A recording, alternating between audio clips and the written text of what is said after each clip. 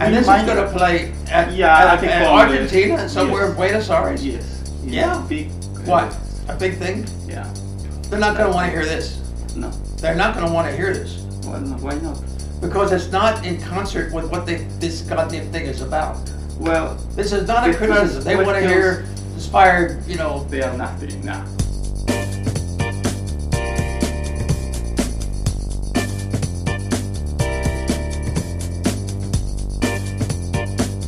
But what I'm saying is we of that era in print journalism had names, pride.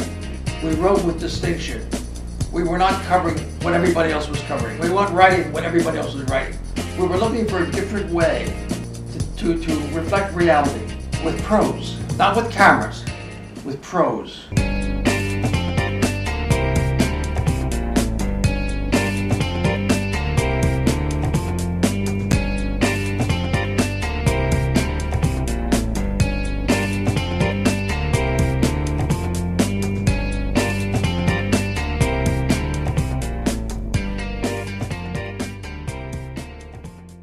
If you ever become a reporter, and I hope you will, he said, remember, you must be there and don't use the telephone. Now, the telephone in the 1950s was like the new technology. In those days, many people would not approve of making an interview over the telephone. This is the way it was in the mid-20th century American journalism. And I took this to heart. And he said, you must show up. Part of journalism is showing up. Just go there, see people, look in their eyes. Don't believe what they tell you. First thing they tell you, don't believe it. Ask them this question the second time, third time, fourth time. I never did and I never will. The reason I don't is because I don't want to hear what comes out of people's mouth and goes on a tape recorder. Because what goes on a tape recorder too often becomes the official version of the answer. The official versions. It's what people say. It's recorded. It's part of verbatim. You can't deny it because it's on tape. But it's not what people think. It's what people say. First thing comes out of their mind. But that's not the best thing that comes out of their mind. The best thing comes out of their mind, I have to think about it. And so what I am as a reporter is, number one, very patient, slow-moving, deliberate. And when I ask a question and I get an answer, I don't accept that. I want to know, what do you mean by this? What do you mean by this? Maybe you're not giving full vent to the full feeling. I go over it. I start a dialogue. This takes time. This takes time. This takes time. And people think, in journal, oh, we don't have time. We're on deadline. We have to. That's an excuse. You do have time. More time than they think they have. I say to journalists, don't read anything having to do with journalism. Read the great writers. Read the Russian writers, the French writers, Spanish writers. God, there's enough of them. Read the fiction writers, or the poets, or essayists. Read literary people. Do not read journalists, especially now. They've lost literary pretension totally. I don't want to make a whole criticism of journalism today. But I also want to tell you, as a very senior citizen of journalism, that I'm worried about the profession, which lost, I believe, some of the pride and stature that when I was coming up, I recognized and identified with. Journalism today is even hard to know who's a journalist. Mm-hmm. You have so many people going around with smartphones and cameras and a kind of credential about their career in journalism as a blogger or whatever. And they are really interested in creating news, creating situations that are visual, that are going to get attention. In my profession, I was always told, we do not want attention to the reporter. We don't make news, we cover news.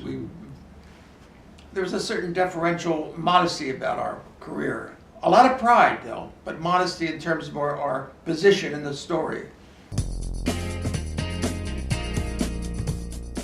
So you ask me, what do I read? I read the newspapers. What do I read? I read the cultural section, the literary section. I read about the stock market. I read about sports. In a way, sports is the only honest journalism there is. One thing about being a sports writer, and I was a sports writer, is there's not much lying in sports. In politics, it's all lying. But in sports writing, there's no lying because you're writing about what you see. You're in a soccer match, you're up in the stands, you see the game. Or a tennis match, you see the game. Baseball, you see the game, you're there. Prize fight, you see. And after the fight is over, the game is over, you go to the locker room and you talk to the people, the performing athlete who did well or didn't do well, did badly. And you ask them, why did you do badly? Or how did you do this? That's honest journalism.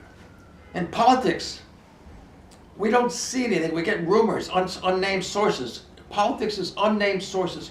Dominating newspapers is unnamed sources. Nobody is telling you what they are willing to put their name on.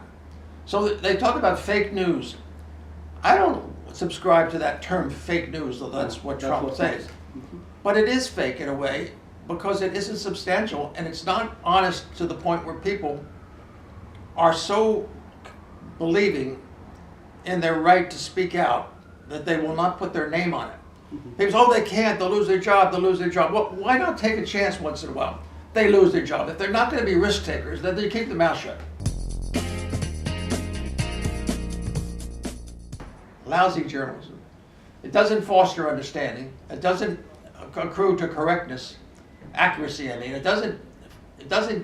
It's not fair. Journalism is not fair, not fair-minded. I'm not saying it's fake news, but it's not fair-minded. Journalism today is looking for people to do something disgusting, naughty, incorrect, and they nail it. It's like a target practice, that's what it is.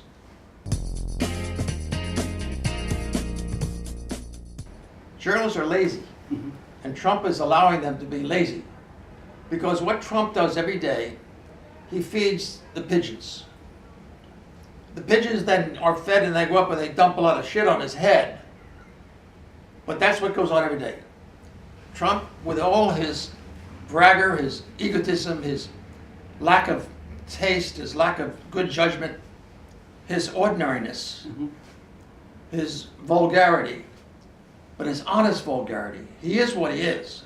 With Trump, you're not getting, as you do with many politicians, they give a surface that's to be dignified, inspiring, correct, admirable, and in private they are just loathsome characters.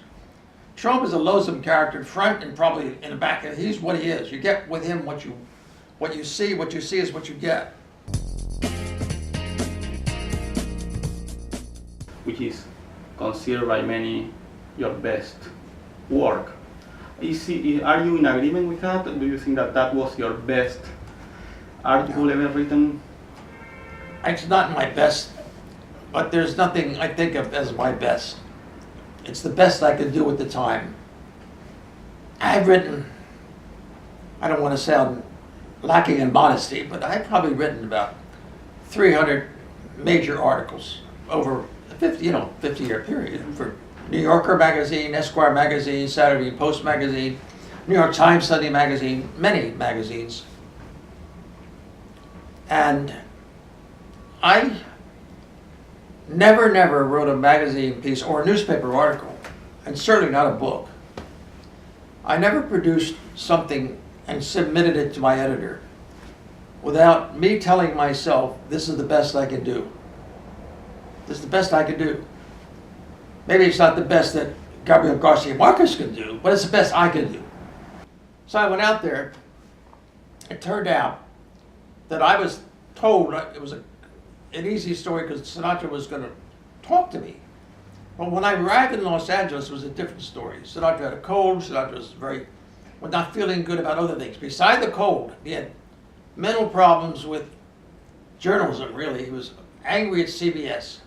CBS, he heard, were out to do him in, to do a documentary about him being in the mafia or having mafia friends. And this was very, very disturbing to him. And I happened to go out at the wrong time. So he wasn't available. And I don't want to go through the whole thing. But I spent 33 days, a month, a little more than a month. He wouldn't talk to me in the way I thought we were going to do it, which I didn't care because I talked about a lot of other people. And that was really my strength anyway. I enjoy talking to nobodies. I enjoy making stories out of people that no one else would write about. I enjoy giving to readers subject matter that were it not for me to give that, they wouldn't even know about the subject. I like doing discovery, because that's what fiction writers do. That's what novelists do. That's what short story writers. They give you they give you word pictures of people you never heard of and no one ever heard of because they come out of the imagination of the writer. I wasn't imagining anything, but I wanted to give to my reader somebody that no one would have written about if I didn't write about them. I wanted to create characters but not change the name. This is what I thought I was doing. Sinatra was a violation of all my ambitions. He's so famous. He's probably the most famous person. He's probably the most famous person in the United States then. And why would I want to write about him? Because I had to. Why? Because I was getting paid. I needed the money. I had a daughter and I had a wife and I had expenses. So when I found out he didn't want to talk to me, I first thought, great. I don't want to talk to him either, so I'll get out and go back to New York. But the editor said, we've got a cover story, we have to do this. So I talked to everybody else, and that's all. So I wrote that piece. It was published. People liked it, but people liked the one I did, the obituary writer. I think the piece became famous, perhaps, because for journalists, it represented an example of what you can do when someone doesn't talk to you. They're going to be there, texting, doing this whole thing. Don't you know this is true? Put it in there. Yes, we'll definitely put that in there. And these guys are, well, they're not going to listen to us. They're going to be doing this. They're going to So, that's good. So you put it in there. You going to put it in there? Yeah. Let's go. Yeah, it's true. Well, I'm not in charge of the editing. Oh, I'm well, just moral support. But you have a picture of me doing that, don't you? Yeah. You know. No, you're some film. Don't worry.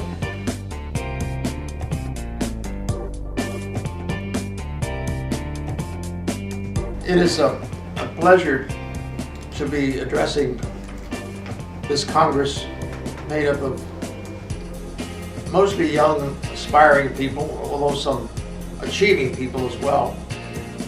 But it is at my advanced age with so many years behind me and not many years ahead of me, it is an opportunity for me to address the future of our profession in journalism. And you are the future, and I wish you well. Although there's some things in my commentary that you might find discouraging, or I hope not to the point of not encouraging you to pursue journalism. I hope that my criticism of journalism today, that you will accept as a